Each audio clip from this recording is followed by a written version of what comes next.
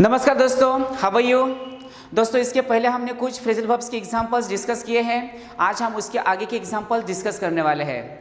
दोस्तों, जितने भी इंपॉर्टेंट फ्रेजल वर्ब्स होंगे या जितने भी फ्रेजल वर्ब्स एग्जाम में पूछे गए हैं या पूछने की संभावना है, उसी इंपॉर्टेंट फ्रेजल वर्ब के बारे में आज हम डिस्कस करेंगे।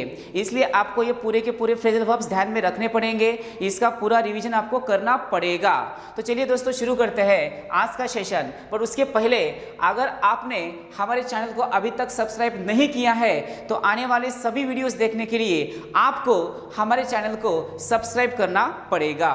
तो देखिएगा, आज का पहला वर्ड बैक ऑफ है। तो बैक के साथ कौन सा वर्ड आया है? OFF ऑफ आया है। तो मैंने आपको बोला था कि ऑफ जो होता है वो कई बार निगेटिव सेंस लेके आता है।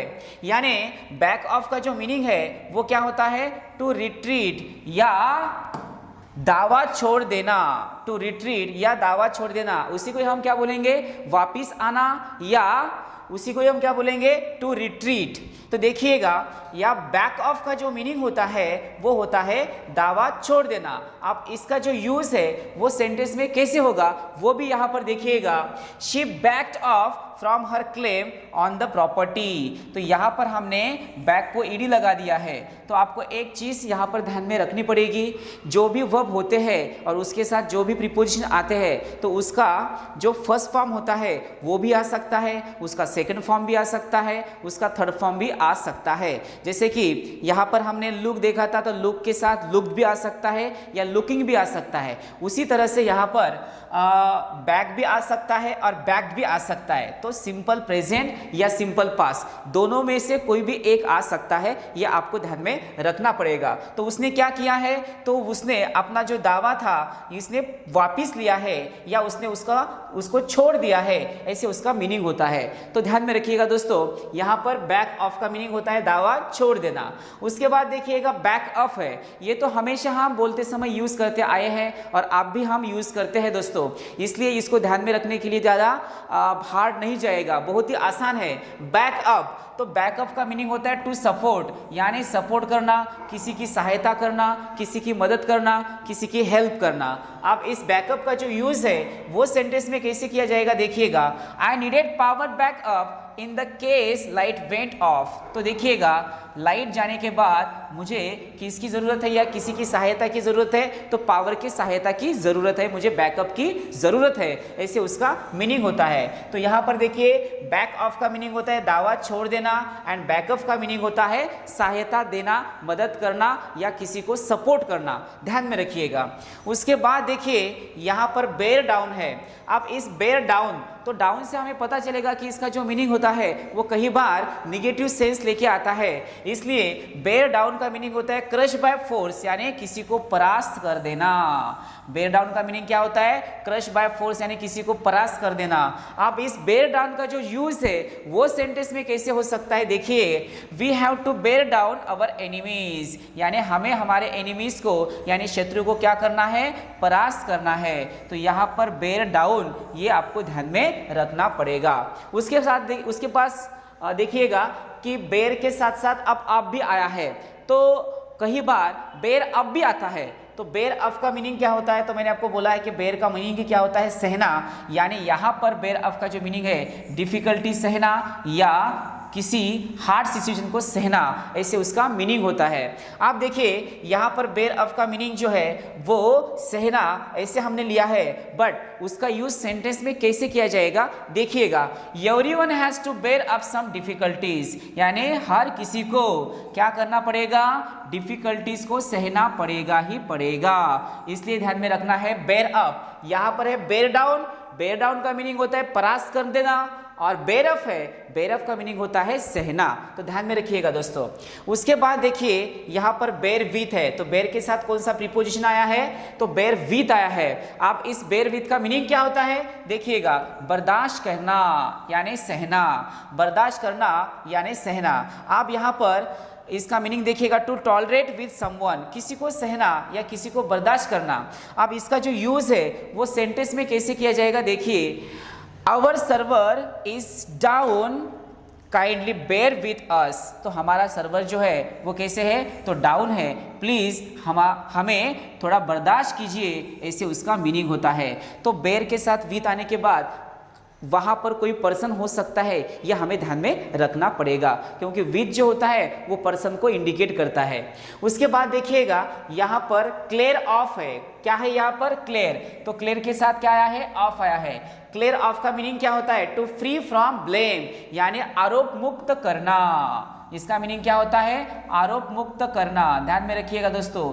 तो क्लियर ऑफ का, अब क्लियर ऑफ से हमें पता चलेगा क्लियर कर देना यानी क्या होता है, तो उसको मुक्त कर देना, उस टाइप में हमें यहाँ पर इसको ध्यान में रख सकते हैं। He was clear of by the जज, तो जज ने उसको क्या कर दिया है, क्लियर ऑफ कर दिया है, यानी दोष मुक्त कर दिया या आरोप मुक्त कर दिया है, ऐसे उसका मीनिंग होता है। तो ध्यान में रखते जाइए दोस्तों। बेयर विथ यानी बर्दाश्त करना, किसी को बर्दाश्त करना, और क्लियर ऑफ का मीनिंग होता है आरोप मुक्त करना। उसके बाद देखिए यहाँ पर क्लोज इन है, क्लोज इन। आप क्लोज के बारे में हमें पता है कि क्लोज का मीनिंग क्या होता है, और इनके बारे में हमें पता है कि इनका मीनिंग क्या होता है। इन दोनों को मिला के हमें एक वर्ड ध्यान में रखना है, क्लोज इन, तो हमें पता चलेगा टू एनसर्कल क्लोजली, यानी चारों तरफ घेरना। क्लोज इन का मीनिंग क्या होता है, चारों तरफ घेर देना। तो इसका यूज सेंटेंस में कैसे किया जाएगा, देखिए, the police closed in on the accused, तो एक्यूज को उन्होंने क्या किया है, तो चारों तरफ से घेरा है, ऐसे उसका मीनिंग होता है।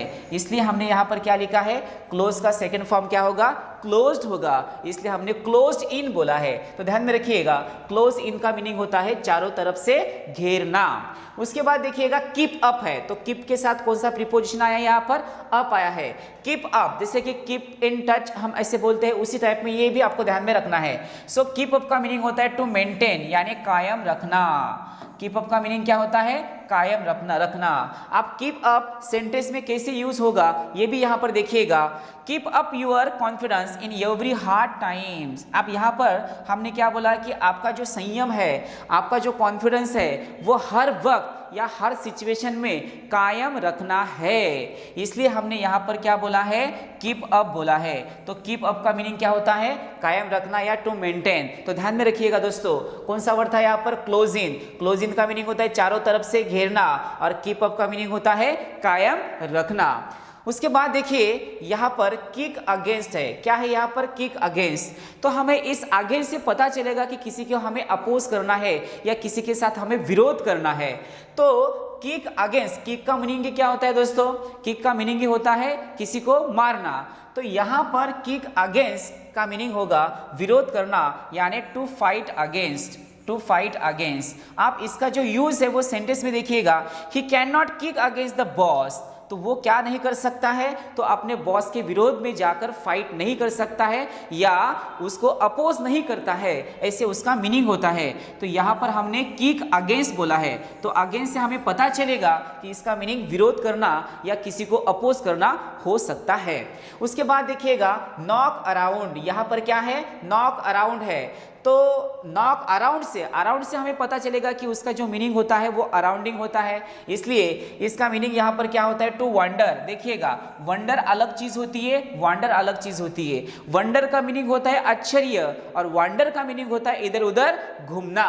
तो ध्यान में रखिएगा, नॉक अराउंड का मीनिंग क्या होता है, टू वंडर। अब इसका यूज सेंटेंस में देखिएगा कैसे हो सकता है, give me some time to knock around, तो मुझे इधर उधर घूमने के लिए थोड़ा टाइम दे दो, ऐसे उसका मीनिंग होता है। तो नॉक अराउंड का मीनिंग होता है घूमना या वॉन्डर करना। तो देखिए दोस्तों, जितने भी हमने यहाँ पर फ्रेजल वर्ब्स देखे हैं वो पूरे के पूरे आपको ध्यान में रखने पड़ेंगे। अब यहाँ पर और एक है नॉक डाउन। अब नॉक डाउन ये भी हमने बहुत ही बार यूज किया है। नॉक डाउन का मीनिंग क्या होता है, किसी को धक्का मार के गिरा देना। तो उससे हमें पता चलेगा कि यहाँ पर डाउन है, तो डाउन का मीनिंग होता है नीचे गिरा देना, और नॉक का मीनिंग क्या होता है, यहाँ पर किसी को धक्का देना, यानी धक्का देकर किसी को गिरा देना होता है। आप यहाँ देखिए इसका यूज सेंटेंस में कैसे होगा, 3 people were knocked down by a truck। तो यहाँ पर 3 लोग जो है वो ट्रक को यहाँ पर धक्का मार के या ट्रक ने उसको धक्का मार के गिरा दिया है, ऐसे उसका मीनिंग होता है। तो ध्यान में रखिएगा, नॉक डाउन का मीनिंग होता है गिरा देना। उसके बाद देखिएगा मेस अबाउट, तो देखिए यहाँ पर मेस के साथ कौन सा प्रीपोजिशन आया है, तो अबाउट ये प्रीपोजिशन आया है। मेस अबाउट का मीनिंग क्या होता है, टू स्पेंड टाइम यानी समय बिताना। मेस अबाउट का मीनिंग क्या होता है, समय बिताना। अब मेस अबाउट सेंटेंस में कैसे यूज होता है वो भी देखिएगा। They messed about at the garden. अब यहाँ पर मेस को हमने क्या लगाया है, ईडी लगाया है, इसका मतलब ये सिंपल पास में होना चाहिए। तो ध्यान में रखिएगा, इसको ईडी भी लग सकता है या आईएनजी भी लग सकता है, कोई भी फॉर्म यहाँ पर आ सकता है, तो आपको ध्यान में रखना पड़ेगा। मेस्ड अबाउट का मीनिंग होता है समय बिताना या समय देना। तो इस टाइप के वर्ब्स आपको ध्यान में रखने पड़ेंगे। उसके बाद देखिएगा मेस सम टाइम अप यानी मेस समथिंग अप, तो यहां पर फ्रेजल वर्ब कौन सा है, मेस अप। ध्यान में रखिएगा मेस अप, तो इन ब्रैकेट में हमने लिखा है समथिंग। समथिंग का मतलब होता है कोई भी यहाँ पर चीज होती है या कोई वस्तु हो सकती है। तो मेस अप का मीनिंग क्या होता है, अस्त व्यस्त कर देना, टू मेक समथिंग डिसऑर्डरली। आप मेस अप का जो यूज है वो सेंटेंस में देखिएगा कैसे होता है। He messed up all her clothes यानी उसने उसके कपड़े जो है वो इधर उधर या अस्त व्यस्त कर दिए हैं, इधर उधर फेंक दिए होंगे या अस्त व्यस्त कर दिए होंगे, ऐसे उसका मीनिंग होता है। तो कौन सा यहाँ पर फ्रेजल वर्ब है, मेस अप है। उसके बाद देखिएगा मेस विथ है। मैंने आपको पहले बोला है कि जहाँ पर विथ आएगा उसका मीनिंग कोई ना कोई पर्सन उसके साथ है, ऐसे उसका मीनिंग हो सकता है। उससे हमें थोड़ा पता चलेगा कि इसका मीनिंग क्या होगा। आप मेस विथ का मीनिंग होता है टू डिसीव यानी किसी को फंसा देना, किसी को फंसाना। Please don't try to mess with him, तो उसको फंसाने की कोशिश मत करिए, ऐसे उसका मीनिंग होता है। तो ध्यान में रखते जाइएगा दोस्तों, ये पूरे के पूरे फ्रेजल वर्ब्स इसी टाइप के हमें पूछे जाएंगे। उसके बाद देखिएगा नोज आउट है। अब यहाँ पर कौन सा वर्ड है, नोज आउट। अब इस नोज आउट का मीनिंग क्या होता है, टू डिफीट यानी किसी को हरा देना। नोज आउट का मीनिंग क्या होता है, किसी को हरा देना। अब इसका यूज सेंटेंस में भी देखिएगा कैसे होता है, he knows out his enemy, तो उसने उसके शत्रु को क्या किया है, डिफीट किया है या हरा दिया है, ऐसे उसका मीनिंग होता है। उसके बाद देखिएगा टर्न डाउन। टर्न डाउन का मीनिंग होता है टू रिजेक्ट यानी अस्वीकार कर देना, रिजेक्ट कर देना या अस्वीकार कर देना।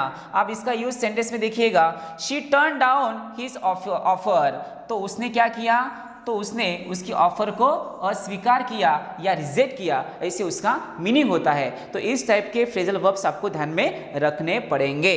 चलिए दोस्तों, जितने भी हमने आज वर्ड्स देखे हैं वो पूरे के पूरे 2 मिनट में हम रिवीजन करेंगे उसका। चलिए, कौन सा था पहला वर्ड, पहला वर्ड कौन सा था, तो यहाँ पर बैक ऑफ था। तो बैक ऑफ का मीनिंग क्या होता है, दावा छोड़ देना। उसके बाद देखिएगा बैकअप। बैकअप का मीनिंग क्या होता है, टू सपोर्ट या किसी को सहायता करना, किसी को हेल्प करना, किसी को सपोर्ट कर देना। उसके बाद देखिएगा बेयर डाउन। बेयर डाउन का मीनिंग है किसी को क्रश बाय फोर्स यानी किसी को परास्त कर देना। उसके बाद देखिएगा बेयर अप। बेयर अप का मीनिंग होता है सहना। उसके बाद देखिए बेयर विथ है। बेयर विथ का मीनिंग होता है बर्दाश्त करना। बेयर विथ का मीनिंग क्या होता है, किसी को बर्दाश्त करना। क्लियर ऑफ का मीनिंग होता है किसी को आरोप मुक्त करना या दोष मुक्त करना। उसके बाद देखिए क्लोज इन।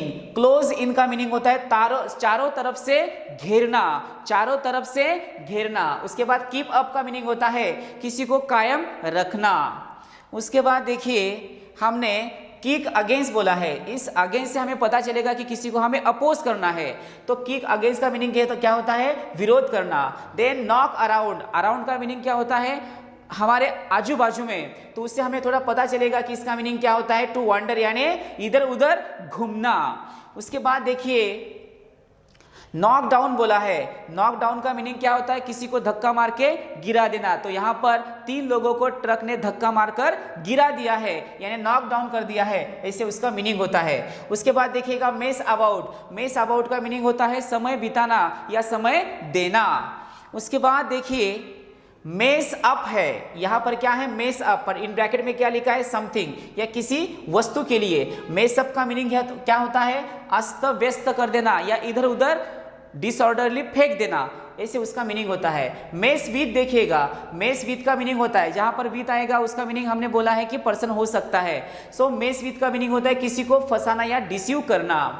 उसके बाद देखिए दोस्तों यहाँ पर नोज आउट है, तो नोज आउट का मीनिंग होता है किसी को डिफीट करना या किसी को हरा देना। देन टर्न डाउन है, टर्न डाउन का मीनिंग होता है किसी को रिजेक्ट करना या किसी को अस्वीकार कर देना। तो ये पूरे के पूरे फ्रेजल वर्ब्स इस टाइप में आपको ध्यान में रखने पड़ेंगे। दोस्तों अभी तक आपने हमारे चैनल को सब्सक्राइब नहीं किया है तो आने वाली सभी वीडियोस देखने के लिए आपको हमारे चैनल को सब्सक्राइब करना पड़ेगा। तो चलिए दोस्तों यहाँ पर हम रुकते हैं, फिर मिलते हैं एक नए वीडियो के साथ। तब तक के लिए tata bye bye, see you, take care.